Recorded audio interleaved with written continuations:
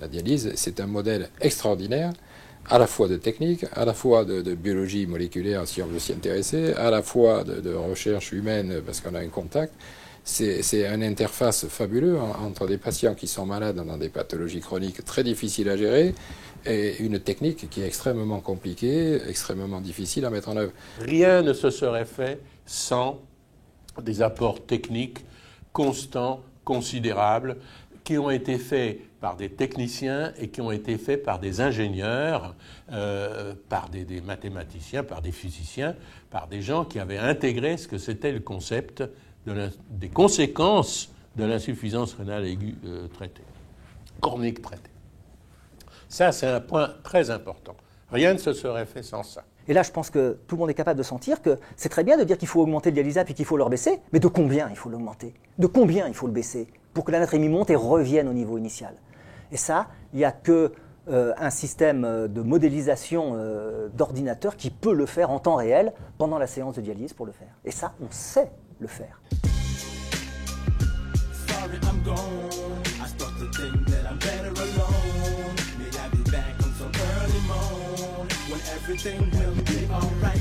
Yeah.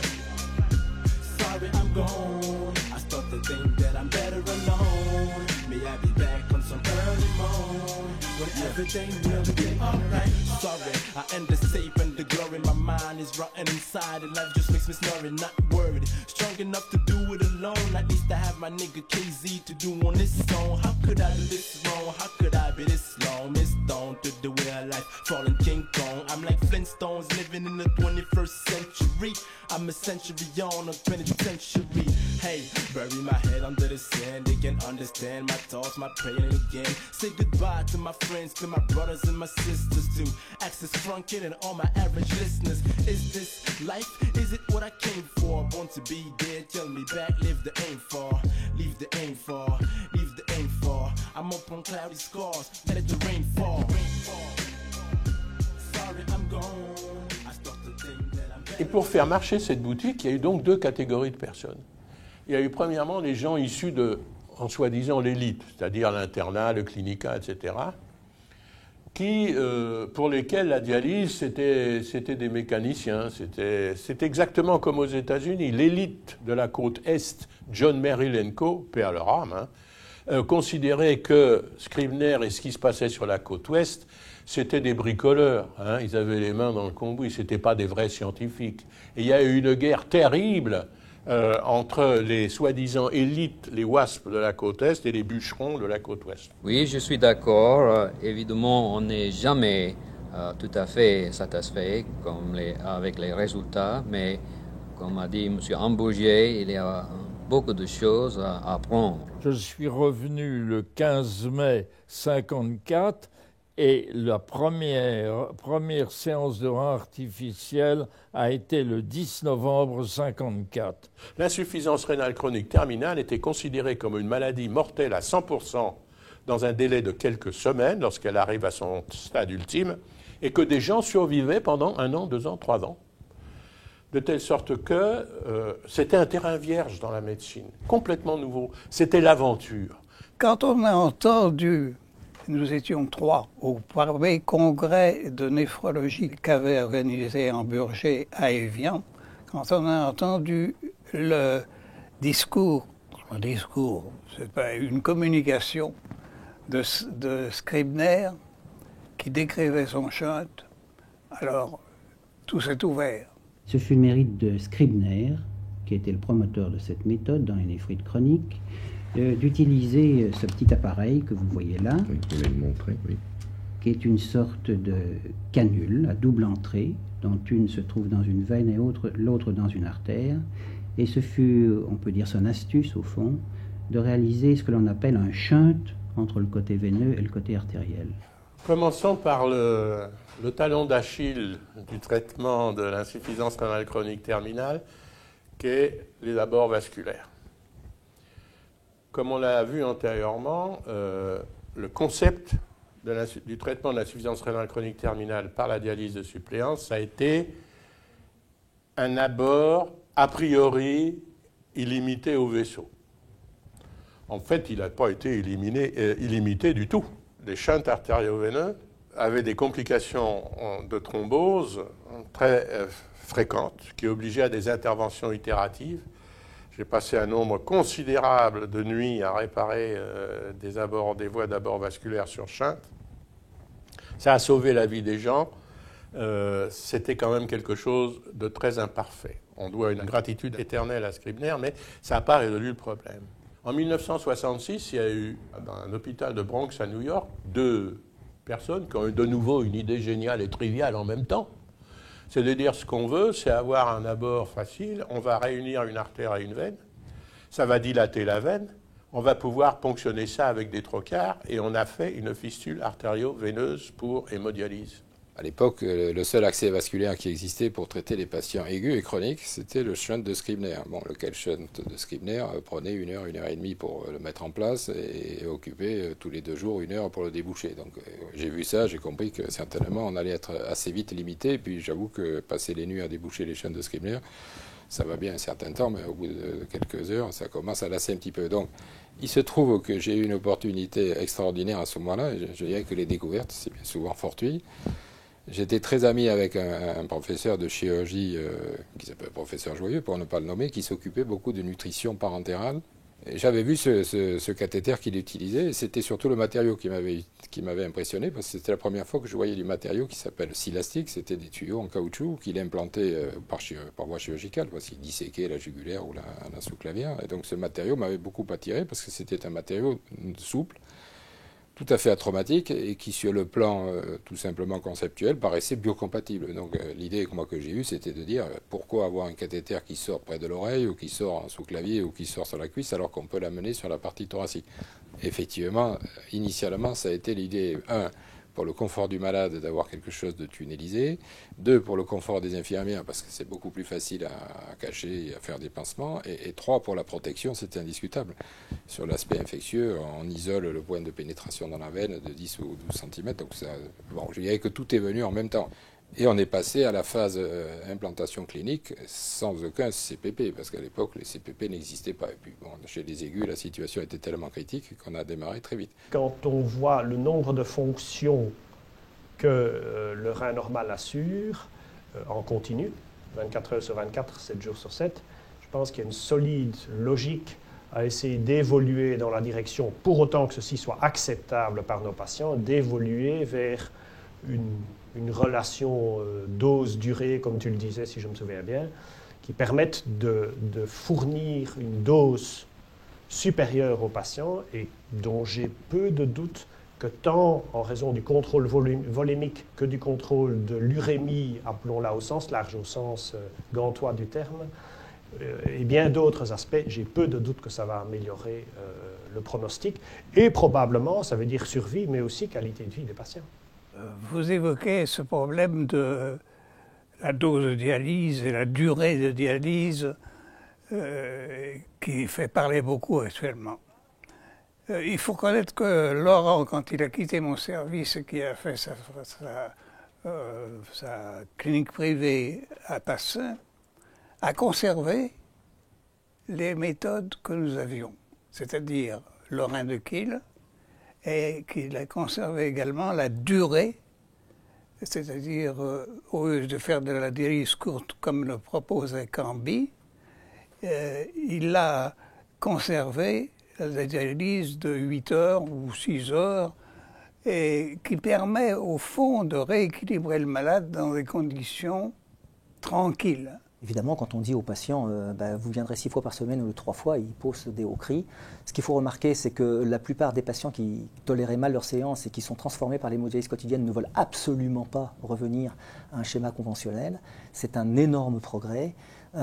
C'est un progrès qui devrait aussi inciter les patients à devenir plus autonomes parce que plus les séances sont courtes, et bien plus le temps de transport et de préparation, mais surtout de transport, prend de l'importance dans la vie des gens et que ça devrait redévelopper l'autodialyse ou même l'hémodialyse à domicile. Et moi, j'y crois, mais c'est quelque chose qui n'est pas du tout encore dans l'optique des choses.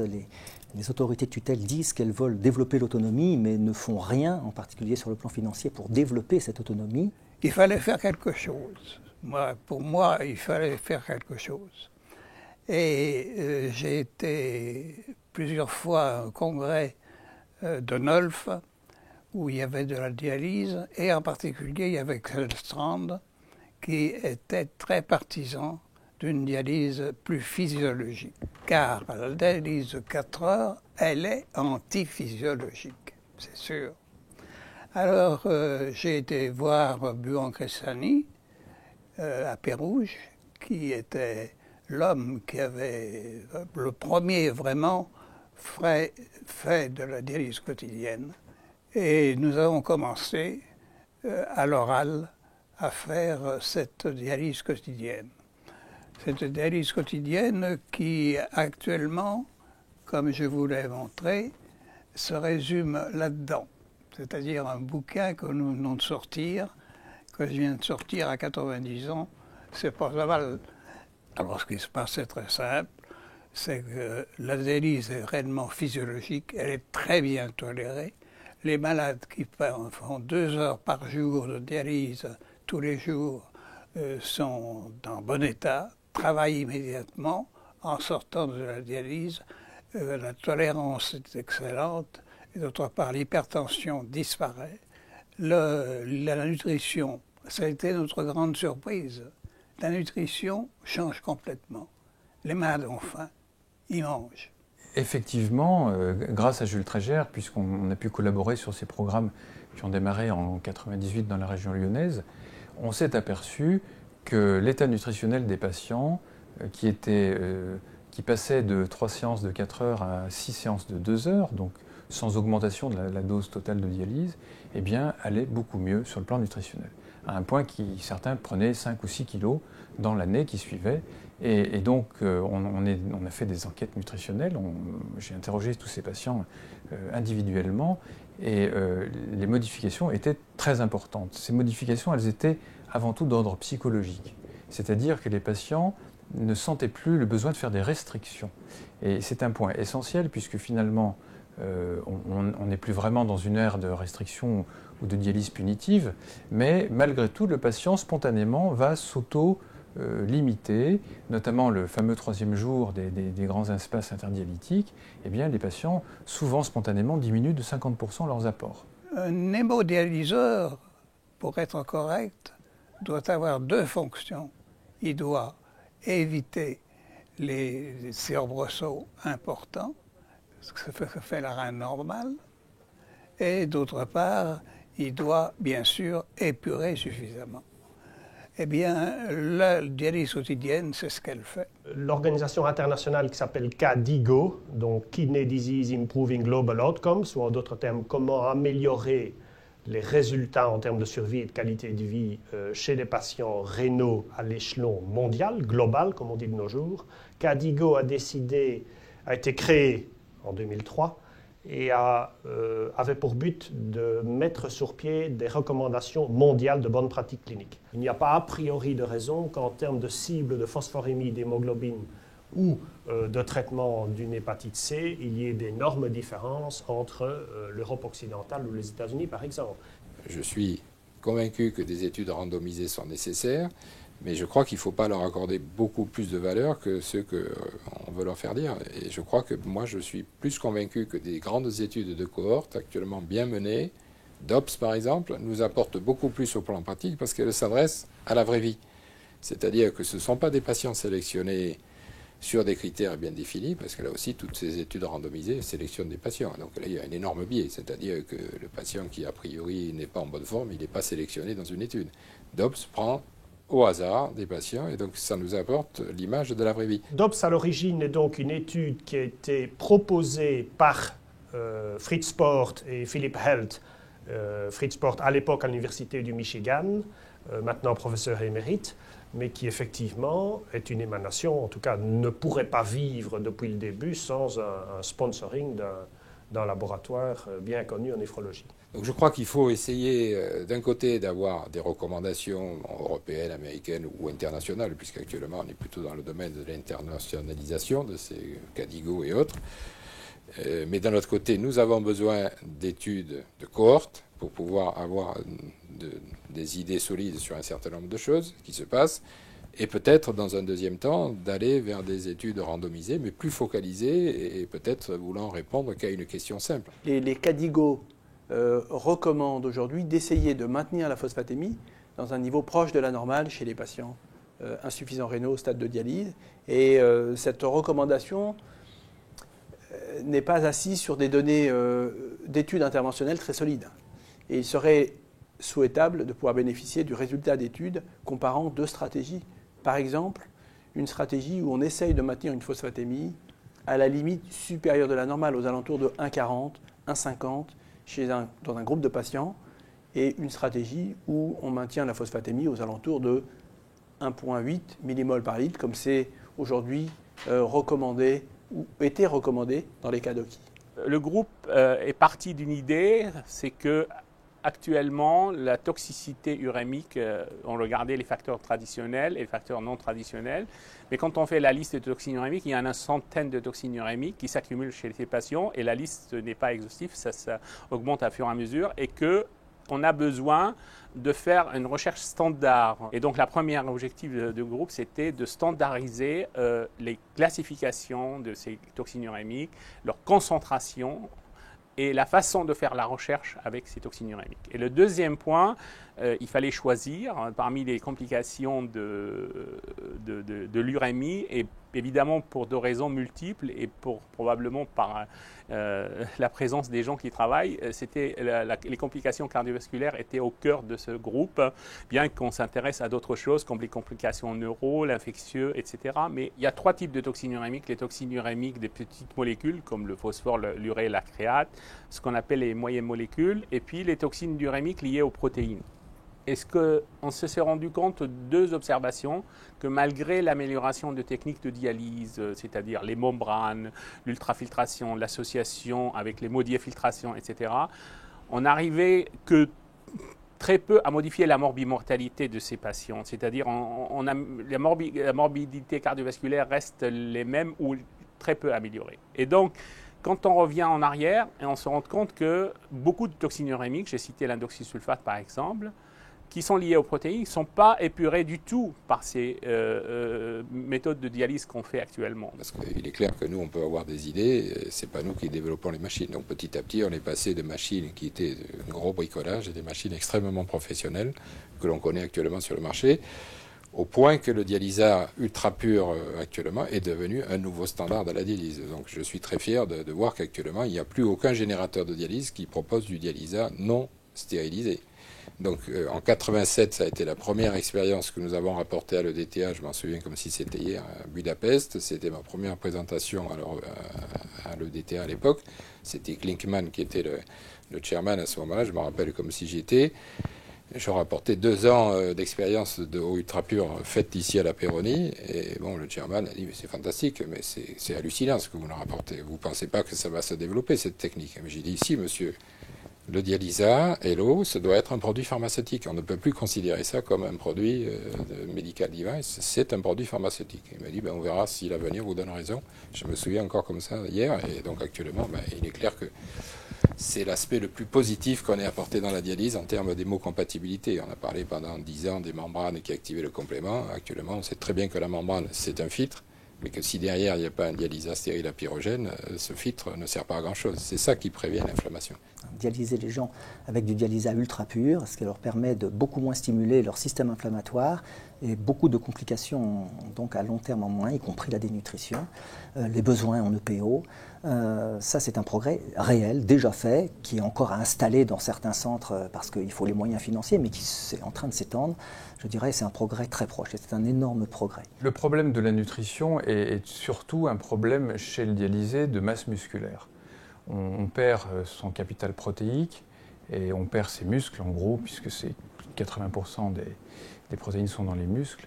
Et donc un cercle vicieux s'installe avec une baisse de l'activité physique, une baisse de l'appétit, une atrophie musculaire progressive et une gravatisation des patients.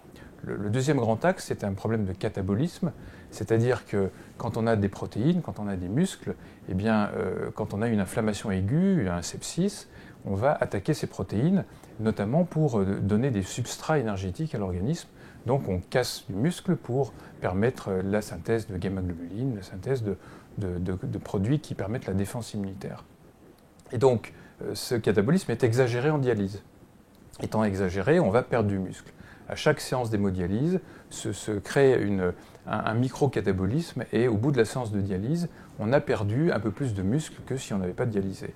Et donc ce catabolisme qui est souvent lié à l'inflammation chronique, à la CRP élevée, également participe à la dénutrition du patient. Je crois qu'il faut libérer les patients de ces contraintes. Ils en ont déjà beaucoup. Il faut adapter la dialyse à la nutrition et pas le contraire. Les équipes françaises, que ce soit de l'équipe de Gérard Landon ou l'équipe de Tilman Druck, elles étaient parmi les pionniers, montrant avec Gérard Landon l'intérêt de la rigidité vasculaire, c'est-à-dire que l'insuffisance rénale chronique, au moins chez les malades dialysés, était présente et déterminait les facteurs associés avec cette rigidité vasculaire, au-delà de l'hypertension, c'est-à-dire les problèmes phosphocalciques, les problèmes de lipides, les problèmes d'inflammation et stress oxydant.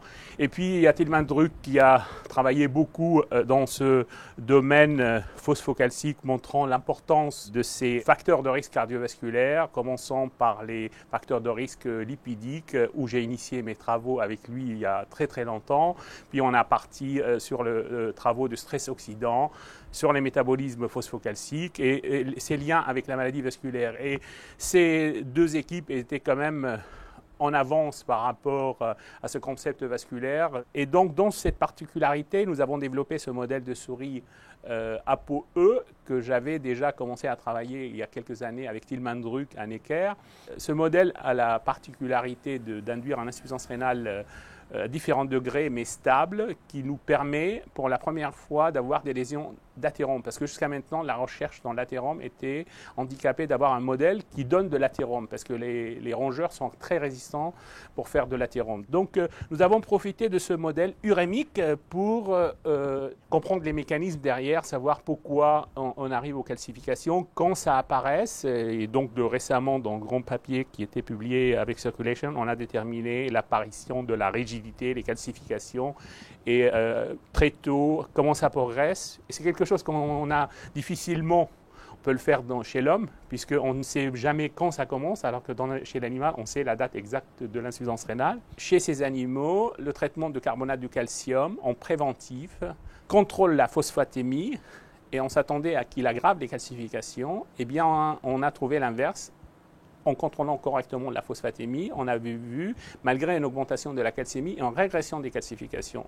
Deuxième point, c'est on a montré que, par exemple, des médicaments comme le sévélamère avaient un effet pléiotrope au-delà de l'effet du phosphate. Par exemple, le sévélamère module clairement le stress oxydant, et par ce biais-là, peut-être il a un effet au-delà du calcification par rapport au lathérosclérose. Et le troisième point, on a trouvé, et ça c'est quelque chose qui est très récent, avec l'utilisation de calcium mimétique, le rôle important de calcium sensing récepteur dans la protection de la maladie cardiovasculaire. Donc on a prouvé que l'utilisation de calcium mimétique protégeait la progression. Grâce aux études françaises, il faut souligner que la plupart de ces études d'intervention ont été réalisées en France, notamment avec le groupe de nutrition en hémodialyse.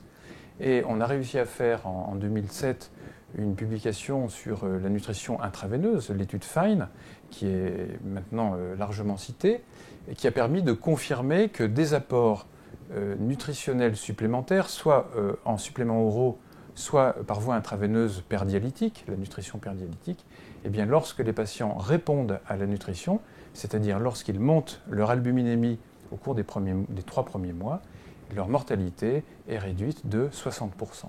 Donc la France a été un des premiers pays à confirmer des études pilotes américaines dans de large échelle, avec une évidence de niveau 1, des études randomisées contrôlées, qui ont confirmé que renourrir les patients diminuait la mortalité. C'est en 1985, où j'étais interne dans le service depuis quelques semaines, au moment où le professeur Vanni Perzen m'a dit que, comme tout interne, j'allais devoir faire un travail scientifique, et où il avait un sujet à me proposer qui était cette amylose à bêta-2 microglobuline. À l'époque, à vrai dire, on l'appelait amylose du dialysé. Et c'est seulement quelques mois plus tard qu'il est revenu d'un congrès sponsorisé par l'industrie qui avait eu lieu à Marrakech et que Geijo du Japon avait annoncé qu'il avait identifié la protéine constitutive des dépôts, c'est-à-dire la bêta-2 microglobuline. Alors bien entendu, ça a fortement stimulé l'intérêt pour cette pathologie. Une nouvelle maladie, pour un jeune interne en formation comme moi, c'était réellement passionnant. Tous les patients atteints de ce qu'on appelait encore l'amylose du dialysé étaient tous des patients dialysés sur membrane cellulosique, à l'époque essentiellement de la cuprophane, et que, alors que nous avions déjà une expérience significative du polyacrylonitrile, la N69 en l'occurrence, depuis le milieu des années 70, aucun de nos patients qui étaient dialysés à long terme sur cette membrane n'était à l'époque atteint d'amylose du dialysé. Et donc ça nous avait mis quelque part la puce à l'oreille, ça a fait l'objet d'une lettre à l'éditeur au Lancet.